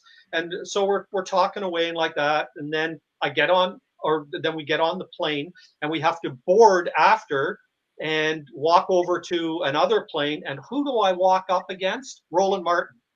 He's standing right there on his way to the Bassmaster Classic. I just finished texting about how him and I went fishing at the last call to Trout Lake, and he's standing there, and I go, Roland. He says, I know you from somewhere. And so we started talking and shooting about old times. It was really ironic. How was the fishing at Trout Lake? The smallmouth, you guys, I'm zooming on smallmouth fishing. Yeah, we were on. Yeah, it was okay. I mean, I think Nipissing probably has it in terms of numbers. Oh, yeah. But we got some beautiful fish out of Trout Lake. So it's a nice lake. If anybody hasn't been up in the North Bay area, it's a lake off off the other side of the city in North Bay. There's so much nice water in that whole area. Oh, it's so beautiful. Yeah. That whole area up there is great. Yeah. I saw a question. Mikey had something else up on the wall there for a second. I don't know if you can put it back up. I didn't see what it was. There it is. We are well. You guys are true sportsmen, and hope to see you in the water sometime. Likewise, Lee. Thank you, Lee. Thank you. Speaking of being on the water, have you started fishing yet for the year? Well, That's yeah. So I think sort of like you, Angelo and Pete, I've been holding off and trying not to. For the last 3 weeks, I've fished once a week at a small kettle lake, either shore fishing or by canoe. And early morning hours when there's hardly anyone around. My bass boat has yet to be hooked up to my truck. Yeah. I'm kind of, I don't want to say leery about going to public launches, but I keep, hearing stay home, stay local, avoid crowds. And here in Southern Ontario, especially around Lake Simcoe, from what I'm hearing, every launch that is packed. is it? So I'm kind of like you, holding off for another week, maybe until bass season opens, where maybe we can do a little bit more traveling. But I've sort of played it week to week, and for the most part, am trying to stay local, except for this one small local lake that I can either put my waders on or grab a canoe and do some fishing that way. It's funny that Will says about the launches being crowded, because I did go to Bay Quinte by myself for the first time last weekend. I put in at the Deserano boat ramp, and you would have swore there was a bass tournament or something on. And the parking lot was full of rigs, of trailers of all different types, but a lot of bass boat trailers out there too. But it was like maybe they're getting, looking around for pre-opener. Opener there is a week from tomorrow, but there was no shortage. I mean, I was one of them, so I'm as guilty as anybody else. I was out fishing there. I was by myself on that, and I think a lot of guys were by themselves from what I could see. But that parking lot was right full of vehicles for sure. What's really interesting in the U.S., some of the southern states that didn't have the closures on boat ramps and lakes and whatnot, some of these states have seen 20 to 30% increases in license sales. Oh yeah, and more people are fishing and boating than ever. And of those people, they're realizing a vast majority of them are either lapsed anglers or new anglers altogether. Like all kinds of people finding an interest even in shore fishing, and they're buying licenses. So long term, it could be that this COVID has produced a whole new crop of anglers out there, and for all of us that are so entwined in the fishing industry, that's good news for the longevity of our sport. Sure. Well, I hope when we get out of this, I hope whenever that is, I just hope that we are going to be so full of anglers and everybody wanting to get more information and wanting to get out on the water and trying it for the first time. I hope we can look back at this disaster and find silver lining, that it in fact was the catalyst for introducing people to what we do, the things that we've taken for granted, and opened it up, because man, that'd be I'm not going to say it'd be worth having had this pandemic over, but it would certainly be a help in smoothing out some of the bumps, wouldn't it? And, man, yeah, for sure. Bass season opens in my district next week, and in most districts, kayak bass fishing, always a summer fave and a new trend, it would seem. What's your take on kayak fishing, Will? It is intriguing as all get out, and I think we know of Ashley Ray. She was just texting me a little while ago. She's a big time female fishing personality. She was talking about us getting out and doing some kayak fishing this coming season. And I fished from a kayak many times. I fished from a canoe a fair bit. Love canoe trips. I've already planned a canoe trip to Killarney with my sons in a couple of weeks when their bass season opens up there. But to say that I've been in one of the newfangled fishing kayaks, that are pedal driven or have an electric motor, Haven't been there, haven't done that, and it's on my bucket list. Oh, Yeah. man. That's, Yeah. How about you guys? Have you tried it? I same thing. Canoes. I spent half my life fishing out of Yeah. canoes. I love it. It's a great experience. It's not. It's unlike anything that most anglers that have always had power strapped onto their back have ever tried. It's great. But I've tried, and I know Pete has too. When we were shooting Outdoor Journal years ago, we had occasions to use kayaks in a number of episodes, but not for fishing.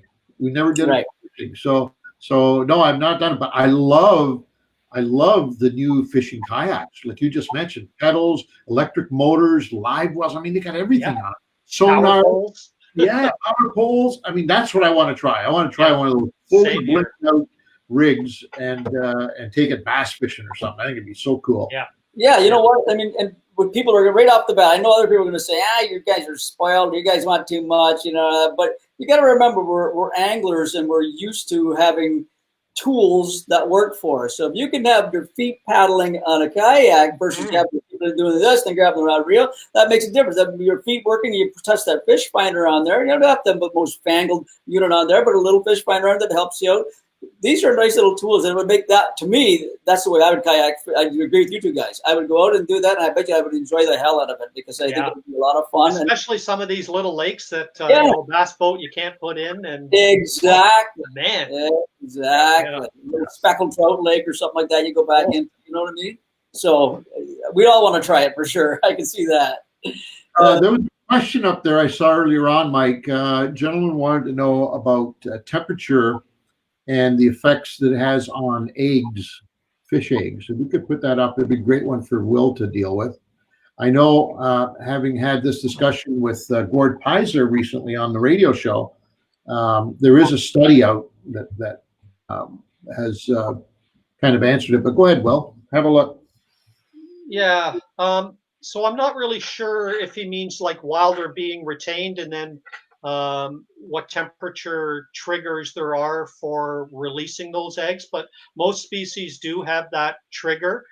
Pete was talking earlier about perch. So, in the spring, once the temperatures are, say for argument's sake, hitting the 10-degree mark, they'll start releasing those eggs. But there is that trigger before they'll release it. And some springs, you'll have, if they're exceptionally cold and you don't have that trigger, fish will actually retain their eggs. So 2 years ago, I believe it was, in Lake Simcoe in early June, every perch that I was catching still had its eggs in it, long past due date for dropping those eggs. And they were becoming a solid mass. So they were retaining those eggs.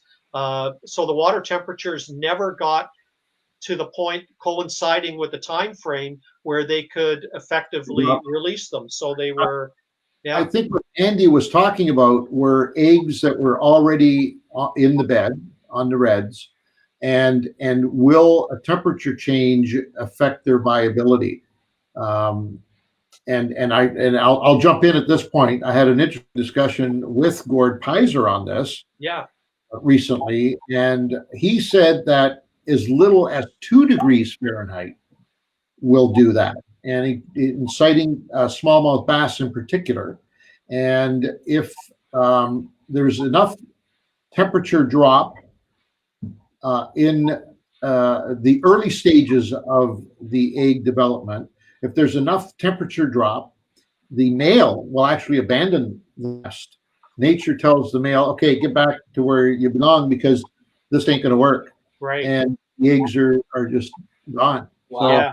And I think in some cases, then you start to see a second wave. Exactly. Yeah. So they will. To answer your question, Andy, they will. And it doesn't take very much, apparently. But I would imagine each lake, each body of water has its own rules in that sense. Maybe 3 degrees, 4 degrees, 2 degrees, 1 degree. It'll vary from location. Right. You know what freaks me out, though, is that maybe it wasn't this way before, but to me, the weather is so volatile. Like here in Southern Ontario, it's ridiculous from up and down and all around. And like I said the other day, 15-degree water temperature. It's Like the nights get cold, the days get 30 to 40 degrees, not 40, 30, 32 degrees here we've had lately. And the nights just still get cold, and then it'll be a cold snap and a warm. There's never stability in our weather anymore. That's right. Yeah, stability and weather patterns are things of crazy. the past, it seems. Thank you. That's got to be anarchy on the eggs too, I would assume, right? It's got to affect the water temperature somehow. I would think it is. So where were we? Where were we? It was just last year we were shooting. you and Nick on at La JDA, right? Was it there? There was like a 12-degree difference in water You were overnight. on Snoggy Lake, yeah. Because you told me about it when you came back. You told me about it. You said, "Oh my God, you wouldn't believe the difference in temperature." 12 degrees overnight we dropped. Wow. And water temperature. I mean, the outside was even worse, but water temperature from one day to the other, 12-degree drop. My God. And she had short sleeve and a ball cap on one day, and then a toque and all his gear on. Exactly. I could see it in the footage. I thought, "Oh my God, he went through hell."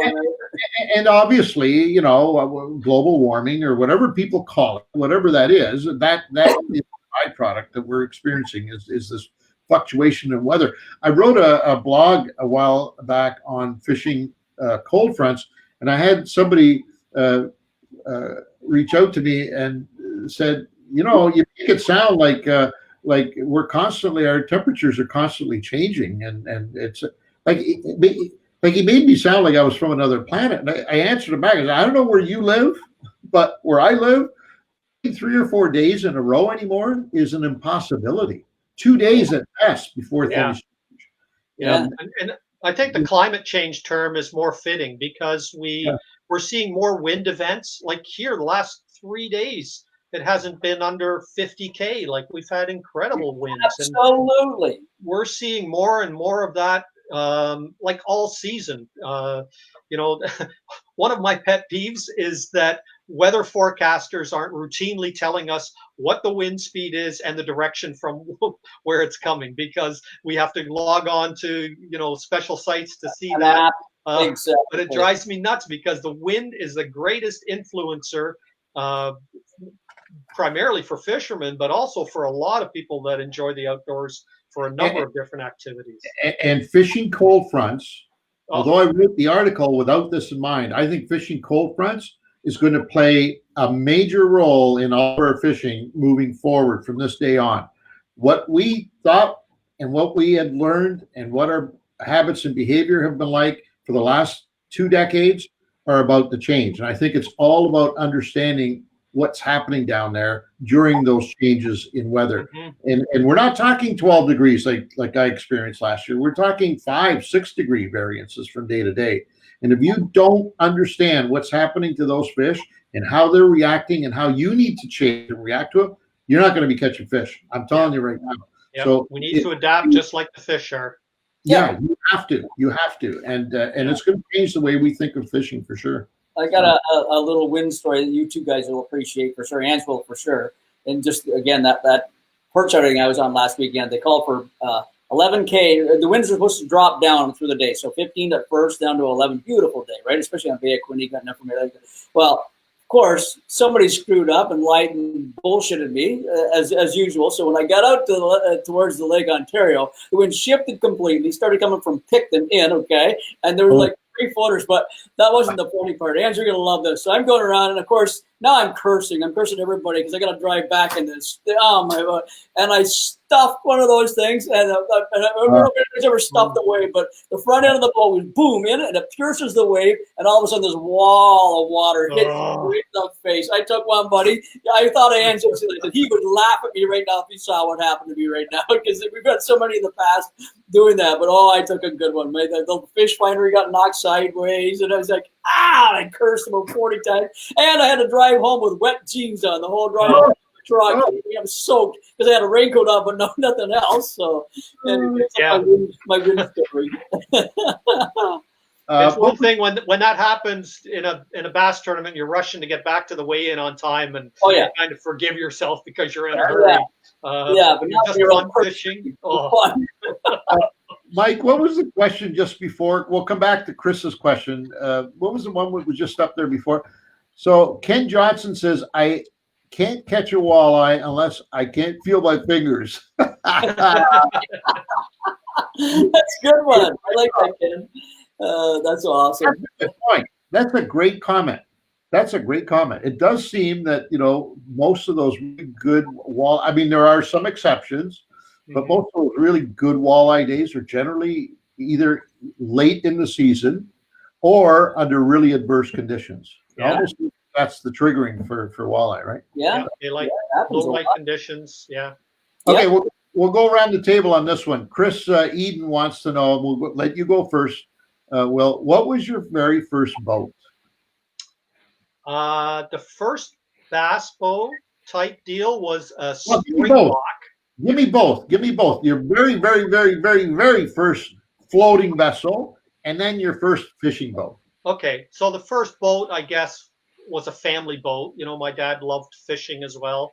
It was a wooden runabout that we had fixed up, fiberglass to kingdom come, because there were holes in it, and you know, found an old, I think it was not even a 9.9, maybe an 8 or a 6 horse that we slapped on the back, and we thought we died and went to heaven because we could finally get out there. So that was the boat we would bring camping. You know, we had 7 in the family, 5 kids, 2 adults. My dad called it the group of 7, painted across the side of it. That's awesome. So that was our very first boat. And the first boat I bought on my own was a springbok. There's a little story to this. Aluminum bass boat with a 30-horse Johnson on the back. It had the old white Minn Kota trolling motors and flashers, and it was I was pretty proud of it at the time. You know, I started fishing bass tournaments in it, and then one day I was going to take my kids. They were like 4 and 5 years old. I was going to take them out fishing on Lake Simcoe, pre-fishing for a tournament, and at the last minute they had an offer to go out to Canada's Wonderland, so they went there instead. I went out pre-fishing on my own all day. Do you remember the days when Sea-Doo drivers would try to jump the wakes in the back of your outboard? Like they create the wake and they'd follow you around and they'd jump these wakes all day, and this was going on all day.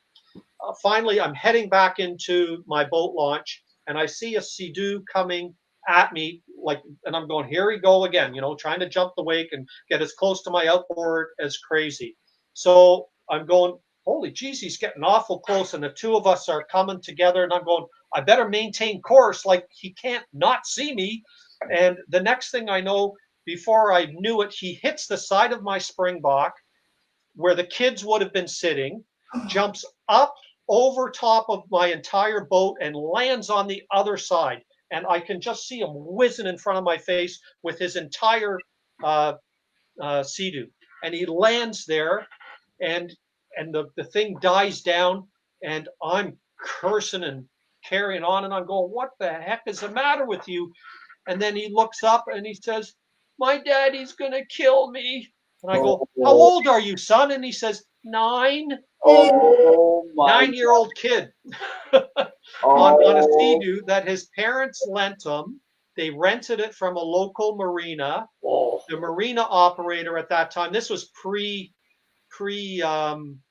boating card days. boat license, yeah. Yeah, right, boat licenses. They had their own rule that you had to be 14 to drive these things. This kid was 9. The owner of the marina said, so make sure that he doesn't drive it. He has to sit on the back because you have to be 14. Father says, okay, sure thing. They went over to the beach with the Sea-Doo. The mother and dad stayed at the beach and gave the keys to the kid and said, just go out here. We'll watch you. Have fun. Oh, my God. The kid was away all day. Anyways, that was my first boat. And then it was never the same after that. No kidding. Oh, my God. Can you imagine the parents sitting on the shore? If they could see that far out, seeing that happen, that would have been, oh, my God. Oh, yeah. Mine was, we never had a boat as a kid. So when my dad and I went fishing, we always had outboard motors, and we'd rent an aluminum boat wherever we went. Dad had a trailer. We used to take a tent trailer and go camping and all that. We'd always rent a boat wherever we get. So finally, I got out working on my own, living on my own, and working construction. I got some money saved up. So I bought a it was around between 16 and 17 foot glass drawn bass boat. I don't know. Do you remember that boat, Andrew? You probably remember that boat. I took it in the tournaments and all that stuff. So, and it was a nice rig back at the time. Glass drawn was known more for runabouts and fast boats and all that stuff. But they did make one model of bass boat or one couple sizes of bass boats. That was my first. That was my first boat. It had a 70 horsepower on it, which I knocked up to a 90 about 2 years later, and then went on from there. So, trivia question for you: who was the first? No, I'm going to give it away by that. Damn. All right, doesn't matter. The very first classic winner here in Canada of the Pro Bass Association had a gray version of your boat, Pete. So Colin Stass? Colin Stass. No, Colin. Yeah, the big gray glass drum, the big one. Glass drum, yeah. That's right, too. Well, that was a few years ago.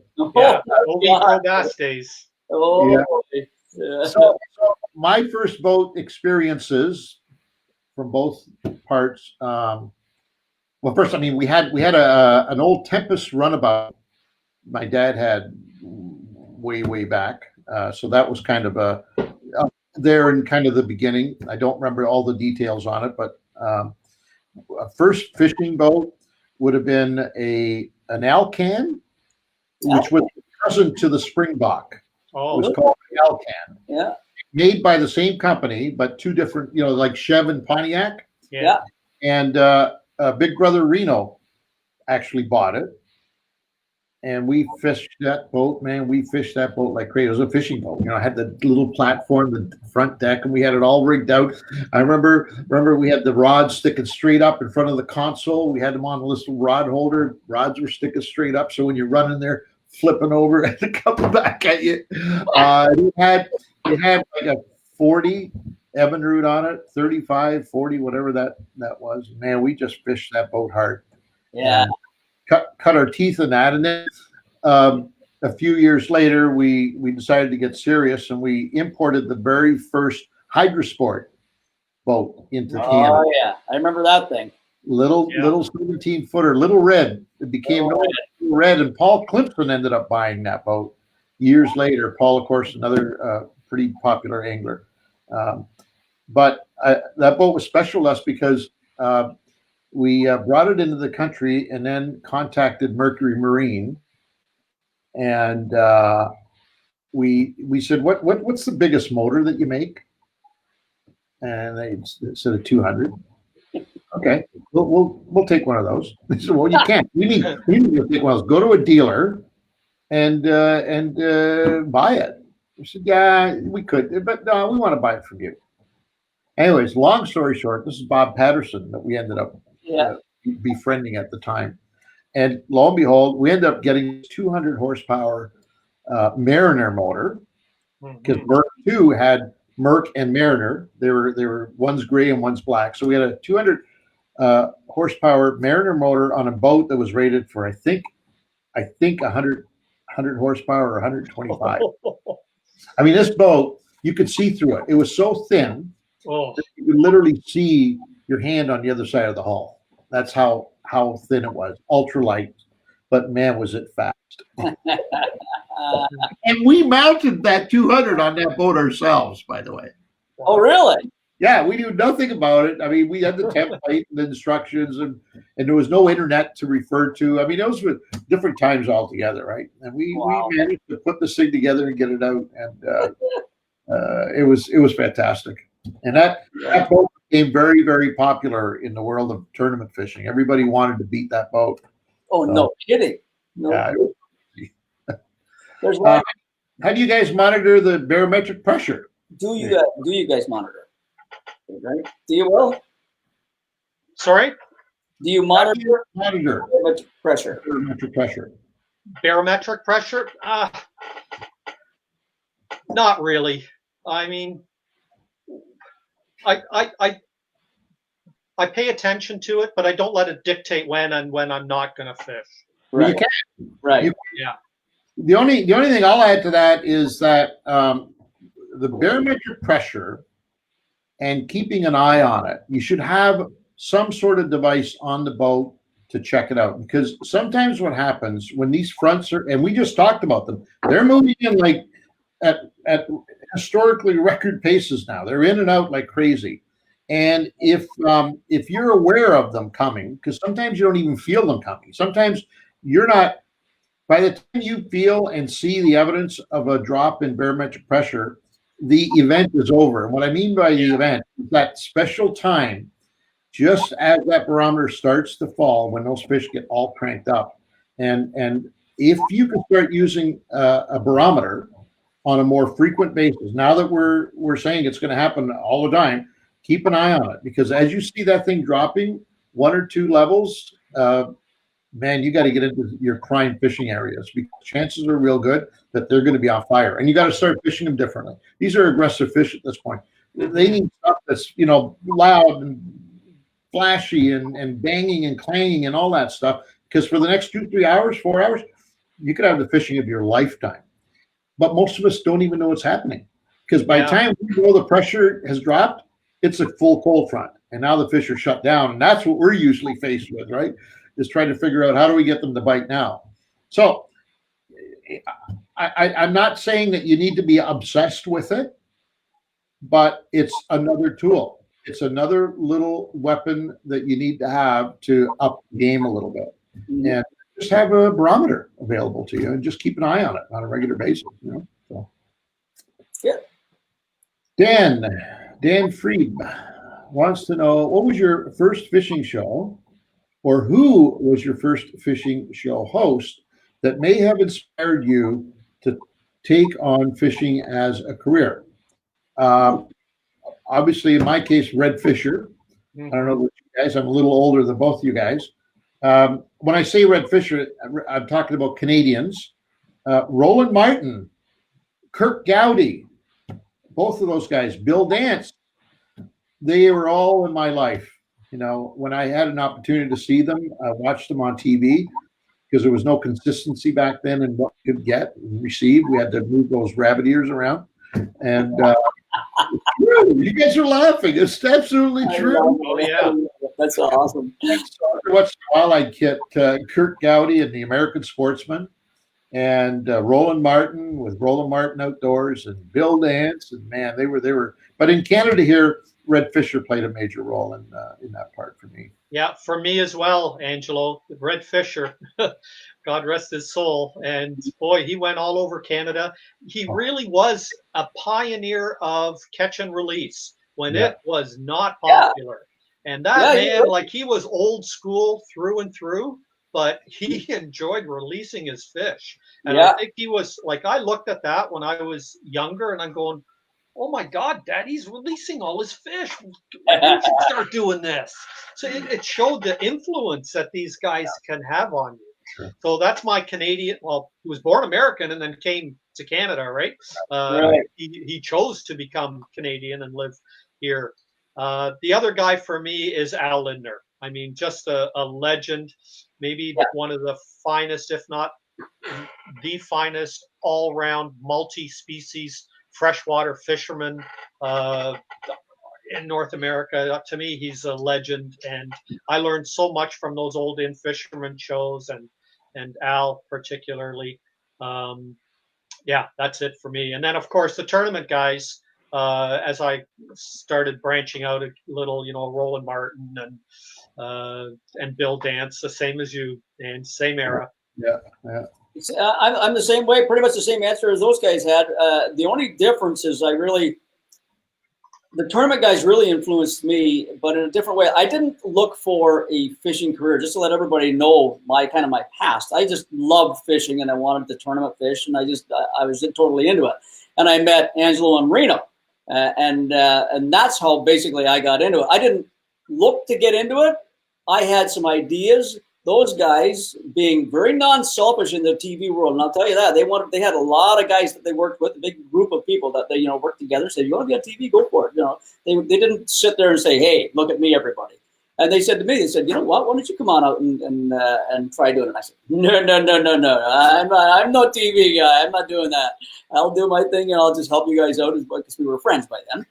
And then that's how I got into it more than anything. But watching, of course, Redfisher was even back in my day for sure was there, and then all the tournament guys and Roland Martin. So we all have the same type of people that were influencing us. You know what I mean? And Angelo and Reno, when they started doing their thing, you know, I watched it before I got involved, which was not that long into it. But you know, it's there's always this heroic level or just people you can look up to all the time, right? Like the American. It's funny because the American tournament guys, there was nothing going on in Canada in tournaments at that time. So we looked at all these guys and watched Tom Mann and all these guys that were out there that nowadays they're older guys now for sure, but they're still influential to this day. So yeah. You mentioned Al Linder. I think he's probably to this day the greatest fishing educator that's ever come into the business. And television personality too. He's got it all. He's got a great personality to add to that education. His brother Ron is special too. I don't know whether you. Ron is like. I love Ron to death. I love Ron to death. Oh my God, yeah, he's good. And weeks, days, months hanging out with Ron. But in terms of just pure education and being able to, you know, it's one thing knowing fishing. You know, Roland Martin's a classic example.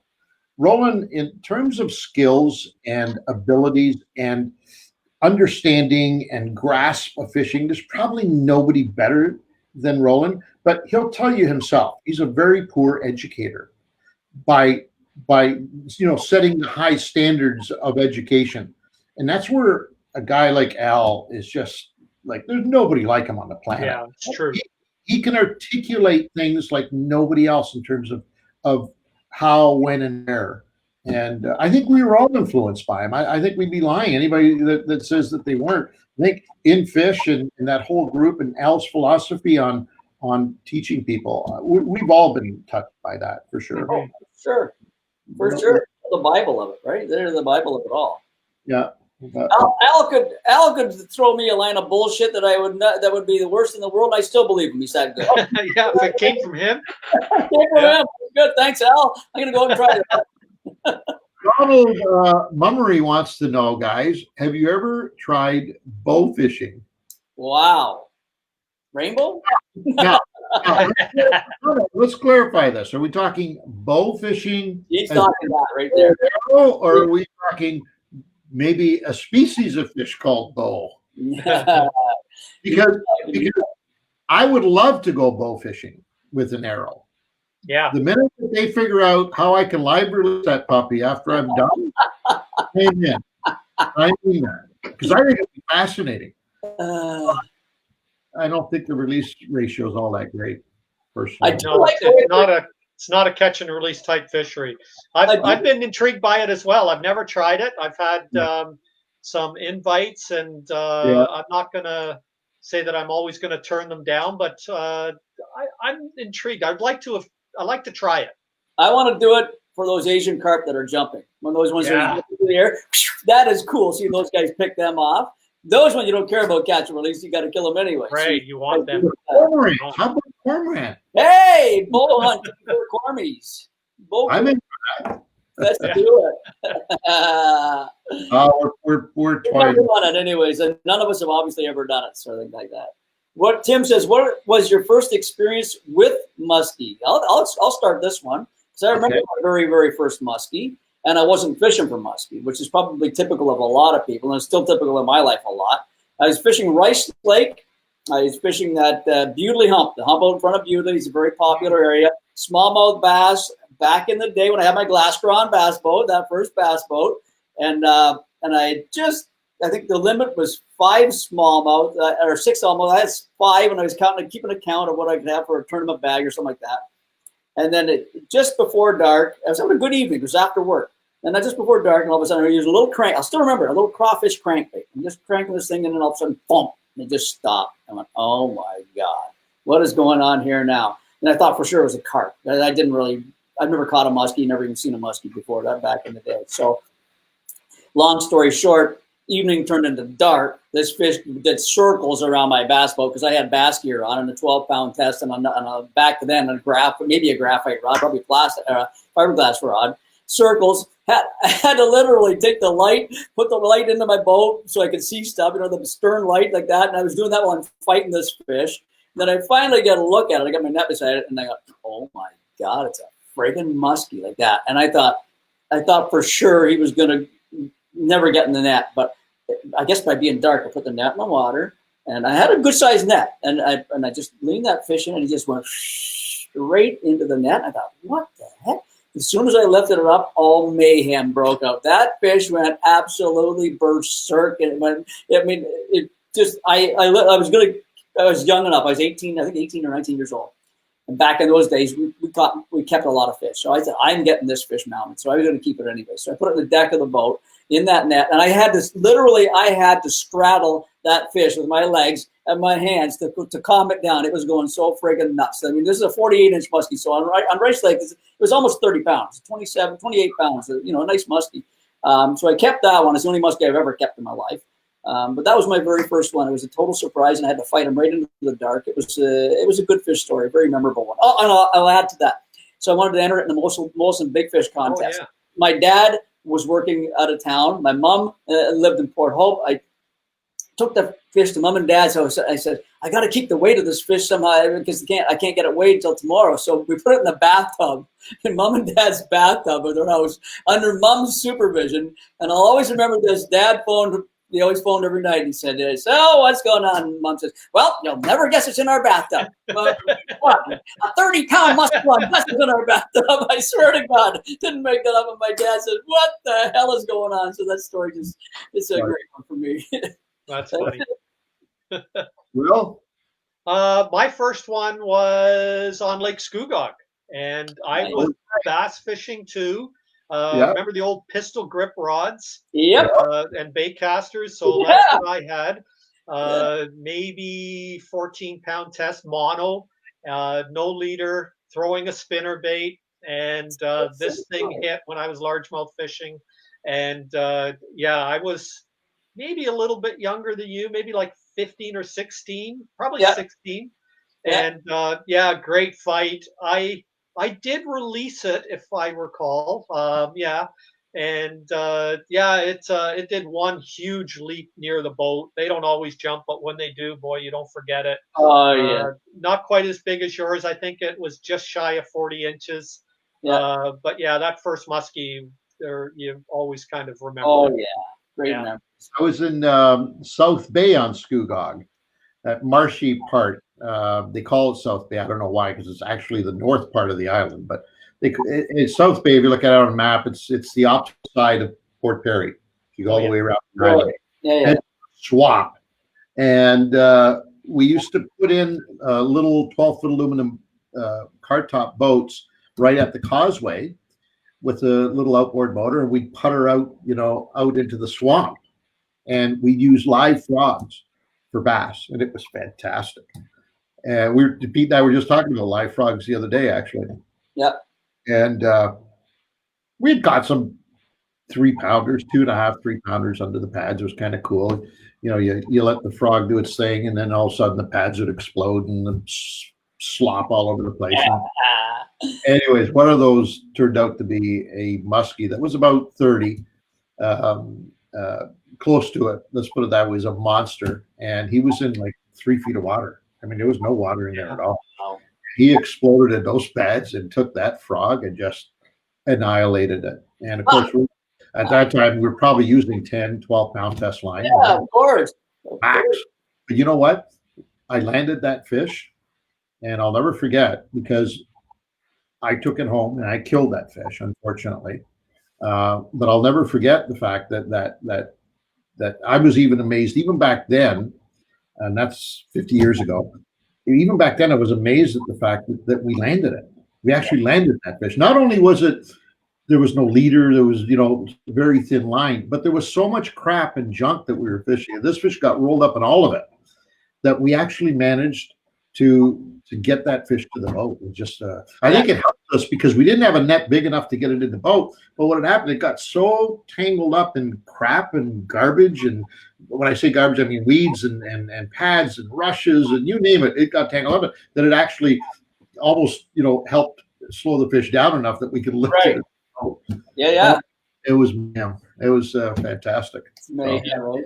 Those are great stories, though, boy. That's great. I'm glad they brought that question up. Whoever brought that up. Yeah. That's good. I see a couple of questions there. They're asking about swim baits. So I think swim baits are here in Canada.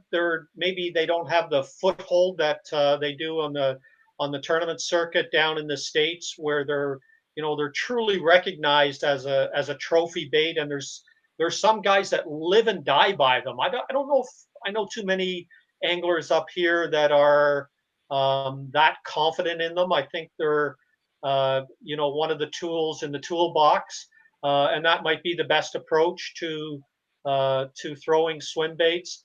They're a tough bait to throw because there's very little vibration. They come through the water so easily, and it feels like nothing's going to hit this thing. But you look at some of these swim baits, and they are so lifelike, and bring them aside on the water beside the boat, and there's for sure, you have to tell yourself they will catch fish. It's almost a type of bait that you want to gain confidence in before you decide whether it's part of your arsenal or not. I think for me, some of the keys are, I like the Arashi version, the glide baits. Clear water situations, and we have a lot of those here in Ontario. And the other key is to be able to throw these things the distance that they need to be thrown. A lot of guys are making short casts with them and not getting the distance out of them that you need to. You've got to lob these things, and in clear water situations that applies for a lot of different baits, but particularly for swim baits, and count that bait down to where the depth that you want it to be retrieved at, and just chunk and wind and keep throwing these things. I like throwing it on fluorocarbon. On Suffix fluorocarbon has a little bit more give than straight braid, and for me it's part of my arsenal. It's not something that I live and die by, but there's definite applications for it, and they do catch bigger fish. For sure. I know the swim baits were designed primarily for bass, largemouth bass in particular, but I'm finding myself that they are phenomenal on walleye and pike and muskie that we were talking about. Walleye, I've got more walleye and swim baits lately than I get on any other plastic, for either a swim bait or a minnow tail. So you nothing on the tail or a swim bait tail, and they're working great. So they're not just a bass bait for everybody to understand. As a matter of fact, I caught less largemouth on a swim bait than any other species. I catch more smallmouth, muskie, pike, and walleye on swim baits than I do largemouth. So that tells you how good they are. I'll bet it's because you throw them less for largemouth. No, I try. Trust me, I bought them primarily. I buy them for largemouth, and then I just say, hey, you know what? Why does the swim bait have to work on largemouth only? It should be. There's no written rule, right? And then you experiment like that. So I always try and have a swim bait tied on for my largemouth setup. But you're right, Mel. I haven't tried the bigger ones. Maybe Will's talking about the big giant ones and the big glide baits for largemouth. I've never done that, but I would like to try that. I mean, I think going for that 1 5-6 pound largemouth in a day, that might be the way to do it, right? It's just hard to do. If you throw that all day, it's going to be hard to get one fish maybe. So what's the ruling on, Pete and I were just debating this yesterday. What's the ruling on motorized baits or electric baits that have some kind of action built into them, electronically speaking? Are they legal? Is it legal? No, I'm not sure offhand. I'm trying to even think of examples of them out there. I don't think there is. There aren't any, but Pete and I just saw one yesterday. Oh. It was presented to us that we both went, oh my God. That should be illegal. It looks so good. Yeah. This is like insanity. And then we both said, but is it legal? Yeah. Yeah. Well, the thing is, new baits like that are often sent to different agencies like Ontario's M&R and different agencies for review. And anyone that has a bait that is out of the ordinary, it behooves them to that's the first thing they want to check, right? Which jurisdictions it's legal in. Let me tell you right now, let me go on record. I don't know what it'll be called. I don't know who's going to put it out. I don't know anything about anything, but it is legal.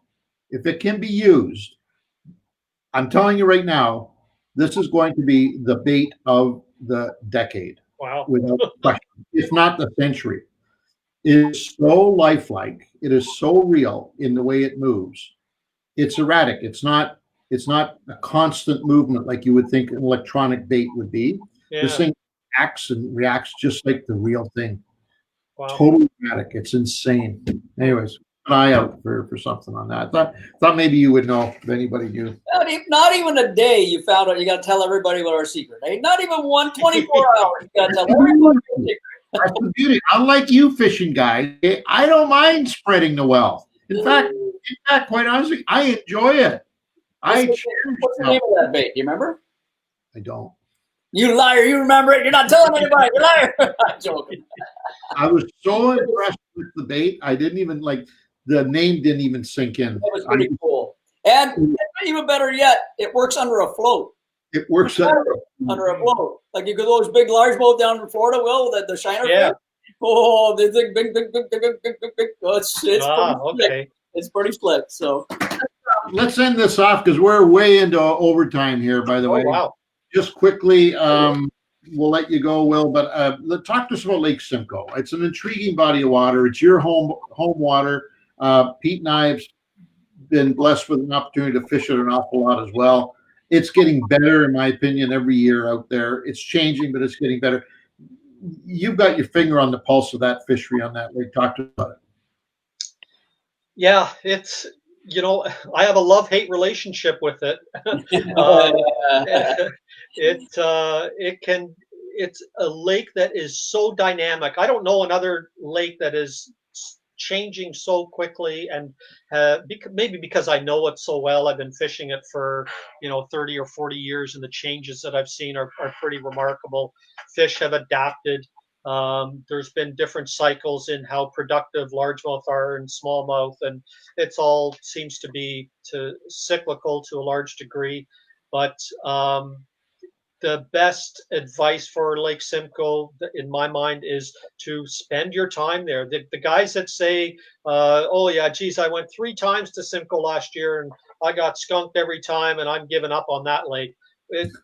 You can't treat Lake Simcoe like that. You've got to put your homework in, and it's such a big lake. It's so it doesn't have the structure, especially offshore, that you would find in like a Rice Lake, and nothing is obvious in Lake Simcoe. There are no secrets. You can't hide and go into a back bay and have that whole section where no one's going to see you. Everyone sees you everywhere, whether it's ice fishing or open water fishing. It's like fishing a big bowl. So electronics comes into play a lot. I'm often launching according to the area that I want to fish and homing in on that section, really getting to learn it and relearn it. We've got to go into it with the mindset that this may be how Cooks Bay was last year, but it's going to be completely different. And I got to find all new spots, and that's par for the course with Lake Simcoe. Finally, just on this topic, if anyone's interested, it's I write a regular column for Lake Simcoe Living magazine. The Hooked on Fishing column for the summer issue that I wrote is just out there, and it's 5 tips to land more bass this summer. So if anyone's interested, they just Google Lake Simcoe Living magazine, and you can check that article out. But it's, like you say, my home lake. It's a fabulous, not only bass fishery, but yellow perch, a remarkable northern pike fishery, and the lake trout and whitefish ministry stocks both those species, and there's natural reproduction. So it's a multi-species fishery that we're pretty fortunate to have here in Southern Ontario. Tell folks where else they can read your stuff, by the way. They can always log on to any of my social media platforms, whether it's Instagram or Facebook or Twitter, and then my website, wilwegman.com, 1 L in Will and WEGMAN, all kinds of information, and they can get in touch with me through any of those means. Perfect. Anything else we forgot to cover? Oh, there's always lots of stories, but we can save those for another day. Perfect. I love it. Will is also quite a regular on Outdoor Journal Radio Saturday mornings.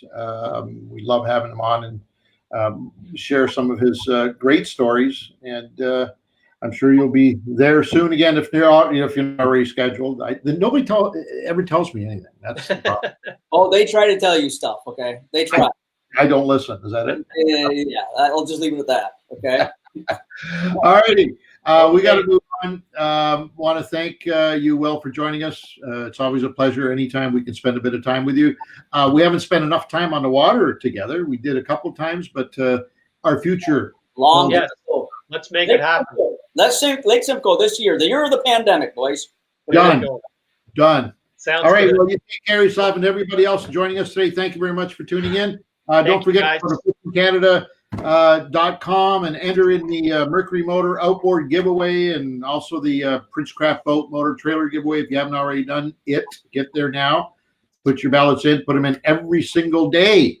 If you're looking to do some new bass information, Angelo's new blog will be going up. It's not up yet. We're going to have it done hopefully by the end of this day. He's going to have a great part one of a 3-part bass blog. I'm going to throw up a 5-lake suggestion on top of that blog. So some bass stuff coming out very soon within this weekend or early next week. So stay tuned for that too as well. Perfect. And that'd be it. I'll talk to some of you tomorrow on the radio show on the Fan 590, and the rest of you, we will catch you next Friday. Take care and be safe. Thanks, Wil. My pleasure. Thank you, guys. Come on along to our cabin in the wild, 'cause we're in for some good fishing, feeling easy, feeling free. Yes, we're in for some good fishing, Canada.